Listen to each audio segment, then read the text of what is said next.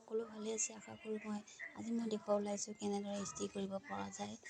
মই ডাঠকৈ এটা কম্বল লৈ লৈছোঁ, তাৰ তলত আছে পাটি এখন আৰু ওপৰত আছে এখন চাদৰ, ঘৰত বোৱা চাদৰ বা নহ'লে কটনৰ চাদৰ হ'লেও হ'ব, কাৰণ এইটো দিলে পাতল কাপোৰবিলাক হ'লেও একো নষ্ট নহয়। আৰু আপোনালোকে ভালদৰে ইস্ত্ৰি মৰা সময়ত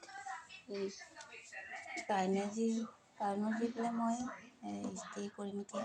আৰু 4 মিনিটমান হৈ গ'ল, মই এইটো ধৰি লওক ইস্ত্ৰিটো মই গৰম কৰি লোৱা হ'ল। আৰু লগতে এতিয়া মই বন্ধ কৰি থৈছোঁ, কাৰণ বেছি গৰম হৈ গ'লে কাপোৰটো বেয়া হৈ যাব। সেইকাৰণে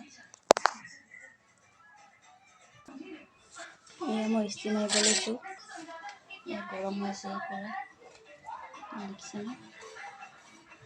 পাতল কাপোৰ যিহেতু এনেদৰে ইস্ত্ৰি কৰিব, কাৰণ মই জাপি কিনে কৰিছোঁ, কাৰণ মানে এইটো নতুন চাদৰ চিলাব গৈছিলোঁ মই, আৰু দহিও গতি হ'ল, কাৰণ সেইকাৰণে মই ওপৰে কৰি লৈছোঁ।